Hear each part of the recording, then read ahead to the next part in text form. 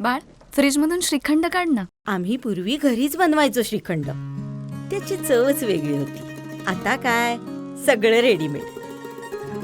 आजी, हे श्रीखंड खाऊन बघ. आज तुझ्या आईनं घरीच बनवलं की काय? हे आहे गोकुळचं श्रीखंड. अगदी जिभेवर रेंगाळणार. जिभेवरच नाही तर मनावरही रेंगाळणार. गोकुळ श्रीखंड, मनावर रेंगाळणार. खरीप हंगामातील पिकांची लागवड आणि व्यवस्थापन यासाठी आवश्यक असलेली माहिती आणि मार्गदर्शनासाठी खरीप हंगामपूर्व शेतकरी कार्यशाळा तसंच आत्मा अंतर्गत किसान गोष्टी कार्यक्रम पार पडला.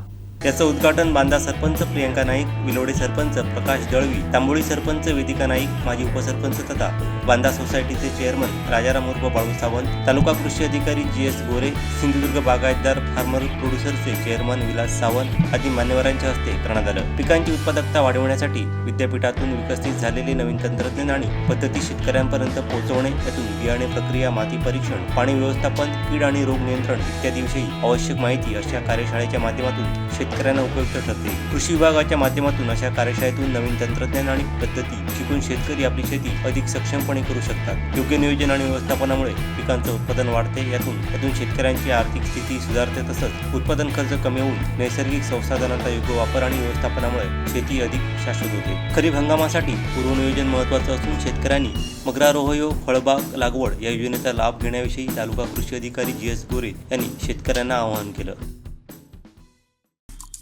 आमचे दिवसभरातले सर्व अपडेट्स, ताज्या घडामोडी आणि थेट लाईव्ह पाहण्यासाठी सबस्क्राईब करा, लाईक करा कोकणचं नंबर 1 महा चॅनल कोकण 7 लाईव्हचं YouTube चॅनल.